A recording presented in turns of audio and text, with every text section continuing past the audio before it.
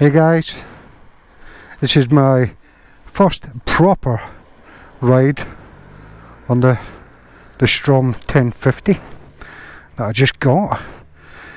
It's not really a first impressions ride, but it's going to be a familiarisation ride really, to be honest. So just to remind you, I had a 650 VSTROM. I had an accident last year with it.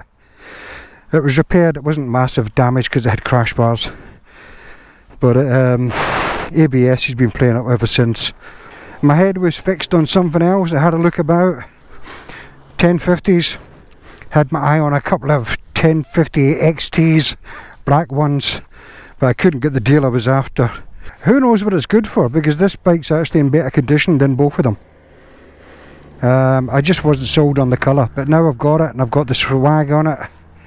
I think it looks pretty tasty, so I'm happy. As I said, this is the basic version, 2020 I think this one was, although it's registered 21. It's 2020, which means no cruise control, a couple of gizmos missing on the electrics, like a gravel option. What else is there that's changed on it? I'm not 100% sure. I've got the bog standard indicators. You can look the differences up between the variants, but this is the bog standard one. That's all you need to know. It's basically the same bike as them, apart from a few extras, although I think the new DE has actually got longer forks because they're trying to get more off-road cred on the bike. What else could I tell you? I fitted some stuff, protection. These wind deflectors, I think they look quite cool, from Givi. I thought I'm just going to buy them because they look cool. I seen them on someone else's bike and I thought I want them. I'm in B mode, traction controls on 1. This is just a familiarisation one.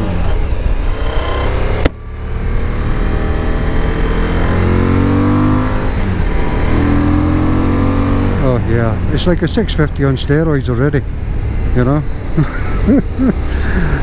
I think with this model,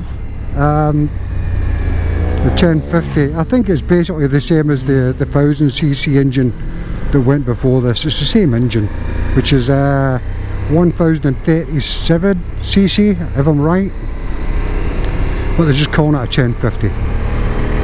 So, but why change it? I mean, why change that engine? It's bulletproof. It's been well tested over the years, very reliable.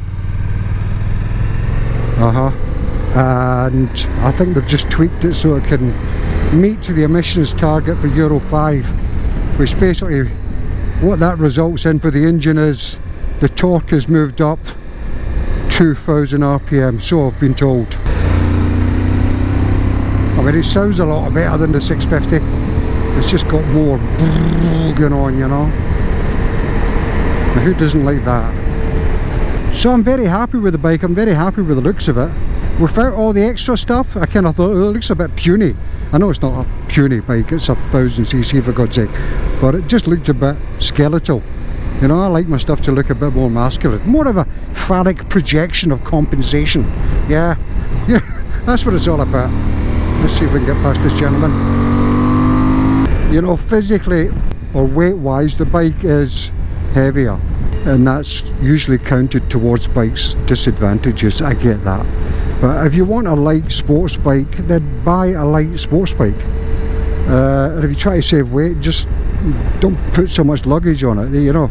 But I'm not really concerned about that. If I drop a 190 kilo bike or a 250 kilo bike, it's really academic. It's still going to be a ball buster. But yes, look, I mean, VSTROMs have got a fantastic reputation. They are really one of the most renowned, reliable packages out there. You know, although it's an adventure bike, I'm not going to be doing any Magadans, you know.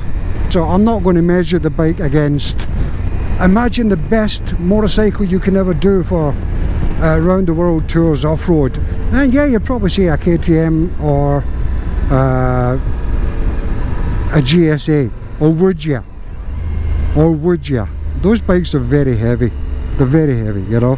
If you look at most of the serious guys that are doing it, they're doing it with something lighter and smaller, you know. Less expensive, less complicated, which is obviously, yeah, it says a lot, doesn't it?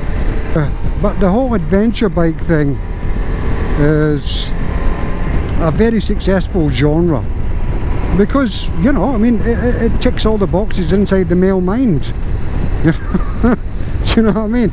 You want to escape, you want to be self-sufficient, you want to be able to survive, and you want to, you know, do a journey and discover and all that stuff. So it's inevitable that an adventure bike would end up being pretty cool, especially since most of us are living unadventurous lives. But yeah, as I said, VSTROM's not going to win any style awards, but that doesn't bother me.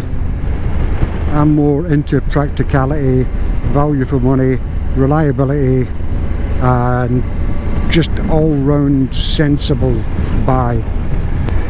So I'm utterly chuffed to bits with it. I'm really chuffed to bits with it. I think I can't wait to get to know it more, which is what I'm doing right now. I looked at lots of bikes. I looked at KTM, got my attention just purely because I like the look of them, you know. Gorgeous looking bikes in my book. Ultimately KTM took a back seat because reliability question mark. That's the problem. Once you get that stain on your brand, it's easy to get it on. A couple of years going cheap, you know, with your manufacturing or your sourcing of products. Before you know it, you've shot yourself in the foot with reliability. So that ruled it out for me. BMW, that was never an option really.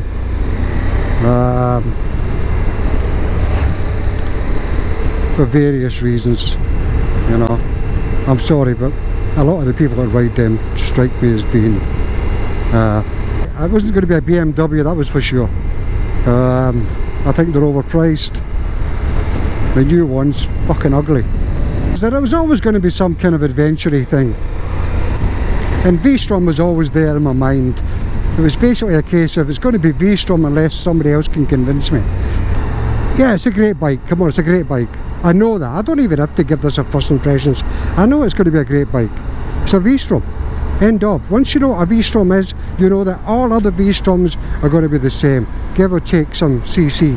They're basically all the same. They're bulletproof, practical, fun-engined bikes. And I don't mean fun as in, oh, isn't that sweet? I mean, it really is an engine that you enjoy. Yeah, I'll leave it there. An engine you enjoy. It's just, from the noise all the way to the torque, it's just wonderful. So that's why ultimately I had to come back. That's why ultimately I couldn't leave VSTROM, because the engine, really, and the handling. So I just hope this one handles the same. I'm pretty sure it will. I just need to recalibrate my muscle memory to how I operate this particular machine. Fly-by-wire throttle, I believe. I don't really notice it, any difference from a cable, put it that way. The latest VSTROM 1050 has obviously got the full digital screen, whatever you call them, you know. Looks like a Windows bloody laptop or something, you know. This is fine for me, this is fine. I'm after information, not entertainment. Wave again, wave again, wave again. I mean, I know some people will say, well, why did you get a bigger bike? I mean, you know, the way to go is, everybody's trying to get light now, but the truth of the matter is, you know, I did think about it. I did actually think about getting another VSTROM 650 or an 800, because I thought, well, that would be better. That would make more sense if you were going to do some off-road. If you were going to do some of this trans-European trail in France. There's not much of it here. I don't think there's any here in Germany, but there's some in France, quite a lot, and quite reasonably difficult stuff. And I looked at it, I thought, I need to get around to doing a little bit of that, just for the hell of it. And I thought, well, it's not a good idea to buy a heavier bike to do that. But realistically, this bike, like all adventure bikes, 99.9% of adventure bikes, it's going to be on the road like this. It's never going to need spoked wheels, you know. And even if it doesn't, even if I do take it off-road in some gravel, it's not like the wheels are made of plasticine. You know, they will take a little bit of an impact. I know there's some people who do take them off-road with cast wheels, and they just put an inner tube in them, so if they damage the rim, it can still inflate a tyre. These are only considerations for serious guys who are doing, you know, serious off-roading or adventuring. For most of us, this is everything you're going to need, and you don't have to spend 22,000 or 28,000 to have one. It's not a willy waving competition, is it? Look at my bike. It's a bit sad, isn't it? And somebody's broken down, look. I must confess there's a little bit of vibration accumulating on my accelerator hand. It might just be because the gloves are so thin, or because I've changed the standard bar end weights. These are SW motech, so you have to change it when you put the handguards on and use theirs. As far as I can tell, 6th gear on this is literally for autobahn. I've got no chance of getting anywhere near it. Now the brakes, the front brake is meant to be fantastic. I've not had to use it massively, and I haven't been putting a lot of work through it today, so I can't really comment on how good it is, but it feels okay. Right there. Yeah, lovely. And the engine, there's nothing you can say about a STROM engine. It's just, it's a STROM engine. You know, it's one of those things when you have a VSTROM, you kind of just know the engine's never going to be an issue anywhere. And because the fueling of it, the carburation or the fueling of it is just perfectly matched. There's never any kind of spluttering or underperforming shenanigans. It's just a straight, honest on-off switch. I did look at putting another exhaust on it, an aftermarket exhaust on it, but European regulations, look, all exhausts for the road are not allowed to exceed 85 decibels. So if you buy an aftermarket, it's probably not going to be much louder than what you've got on. It's going to be 85 decibels. Maybe sound a bit deeper. So I've done 80 kilometers on the bike today, which is peanuts obviously, and I consider it a little bit of a shakedown. A shakedown of myself after winter, and an opportunity to get to bond a little bit. I love you, baby.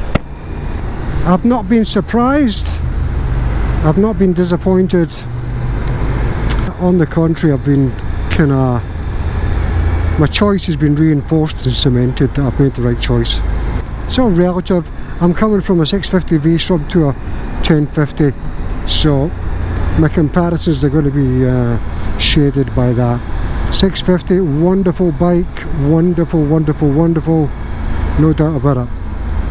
A classic in the true sense of absolute biker's bike. And I think this is the same, probably. I'll find out. Eventually they're going to ban these V-twins, I think. Who knows, they might ban motorcycling altogether, the way they're bloody going. But it's very stable, I'll tell you that. Sorry mate, never seen you. So it's very, very well balanced. I can't fault it. It's what I hoped for, to be honest. The 650 has been down the gym and had a makeover. It's basically the same intensity, the same heart. Just tweaked up to date a little bit. But you know, I'm really glad that Suzuki don't fall into that trap, or they didn't fall into that trap with this bike. You know what I mean? Throwing everything out and starting complete gizmo world and forgetting the absolute basis of why this bike is successful. Reliability, practicality, cheaper than its opposition, fun, durable. It's a really, really good motorcycle, which isn't quite as spanky and chic, but it's actually one hell of a machine. One of the hidden gems of motorcycling, the VSTROM. It just never reached cool status. The cool kids don't buy them. The cool kids. So yeah, everything's subjective. This is just my personal take. I'm not a bike expert. I haven't ridden hundreds of bikes. Yeah, I've just ridden what I've ridden. I feel what I feel, and I think what I think about it. But I've ridden enough bikes to know that this is not a piece of crap. It's good to be alive, man, I'm telling you. It really is. I'm so fucking lucky up to now.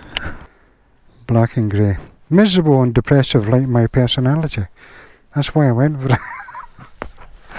Yeah, come on, like, I've got a lot of editing to do. I've spoke a lot of shit today. Bridgestone A41 tyres, which is adventure touring tyres. 90% on-road, 10% off. How are they doing? They look okay. I've been getting a little bit more adventurous today on the tarmac, just getting to know the puppy, and I have to say I'm impressed. Yeah, no qualms in recommending it. I've done 80 kilometers on it, so I can recommend it now. I know, it's just my opinion. I like it. It rides lovely. It rides beautifully.